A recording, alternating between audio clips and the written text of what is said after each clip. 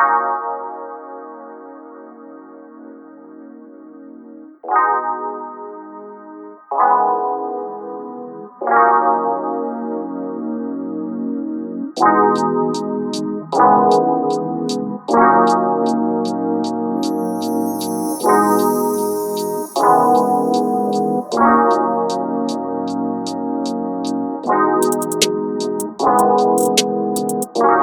Mabel, the Matriarch Little Story.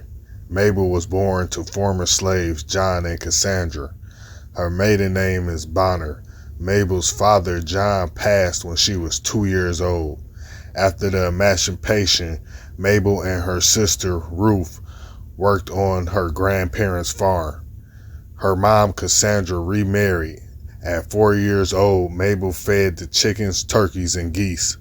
She also planted and harvested corn and cotton. On top of that, she and her sister had to walk miles to fetch water and 2 additional miles to school. When she wasn't working, she loved to listen to her grandparents' stories and ride her grandparents' horse.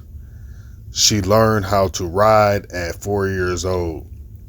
When she was 13, her mother divorced her second husband and moved to Boley, Oklahoma.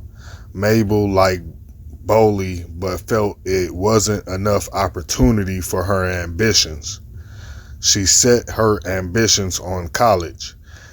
An agricultural college founded by a black man, the town and university are named for John Mercer Langston, an abolitionist who became the first black congressman from Virginia and was a great uncle to the poet Langston Hughes.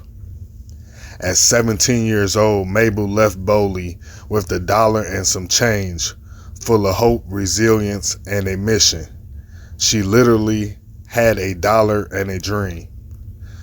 When she arrived to Greenwood, the rooming house charged her $1.25 for a weekly stay.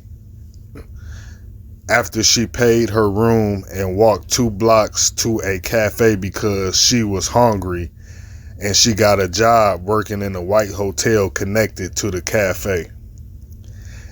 In the cafe, a young waiter caught her eye. She recalls she was instantly in love. The hotel paid her $5 a week, and so her entrepreneurial journey begins. She married the young waiter Presley Little in 1914 when she was 18 years old. Presley worked as a waiter at the cafe and a shoe shiner at the barbershop. The two of them worked hard and saved their coins, and within a year brought a 3-bedroom shotgun home. They turned a little to a lot using their house as a business.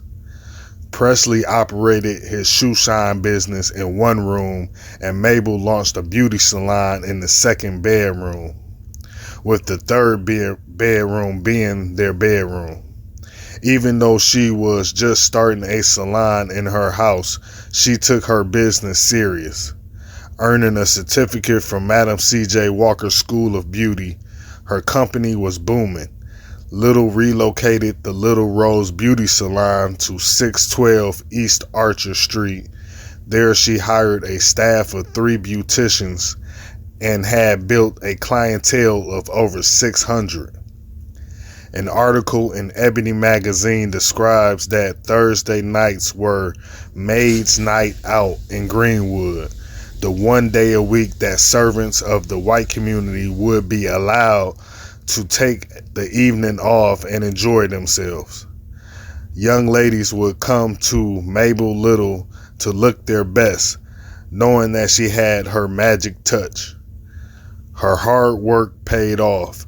By the middle of May 1921, Presley and Mabel Little had finished building and furnishing a brand new 5-bedroom home, and the couple brought a Model T Ford. Presley was able to open his own restaurant, the Little Cafe, well known for its special smothered steak and rice and brown gravy. By this time, Mabel and Presley also owned 2 rental houses. Mount Zion Baptist Church, where they had been active members, had just finished construction as well in early April 1921. It took them 3 years to build their dream, and the next month, on May 31st, 1921, it was destroyed in minutes. The Tulsa Massacre began, and everything they owned was burned to the ground, and their car was stolen. They managed to escape alive with $50 and the clothes on their back. But she was not one to have her spirit shaken. Like the rest of Greenwood, the Littles were determined to rebuild. They found odd jobs to scrape up enough money to build a modest 3-room house. It would be 3 years before they had enough money to connect the house to the city water line and have running water and electricity. The only work that Presley could get after the massacre were manual labor jobs. He worked in harsh conditions, clearing the debris from damaged homes and helping to rebuild the neighborhood. In a 2001 Tulsa World article, Mabel recalled, "I never shed a tear over what we lost, but my husband, he just couldn't get over between the mental toll of losing everything he owned and the physical toll of working construction jobs. Presley's health took a bad turn. He fell ill with the flu, which later developed into tuberculosis. The only hospital that could treat tuberculosis and would accept black patients was the Clinton, Oklahoma, about 80 miles west of Oklahoma City. It would be 3 years before the couple could get him a bed in the Clinton sanatorium. And by this time, there was not much the doctors could do other than make his stay there comfortable. For a few months, he was there. Presley passed away in 1927. Determined to rebuild her salon, she worked at an aircraft assembly plant. Often working harder than the men, she became supervisor of the plant. Mabel's sister Ruth and 4 children came to live with her. Mabel adopted 11 children in all while working to rebuild her salon. She finally got her salon back up and running. In 1936, Mabel was 40 years old and finished rebuilding her salon, bigger and better than the one before the massacre. She said rebuilding the salon was just to prove them wrong, but the salon was not her primary focus. She was more focused on church and community. She adopted 9 more children for a total of 20, earning her the nickname the Matriarch.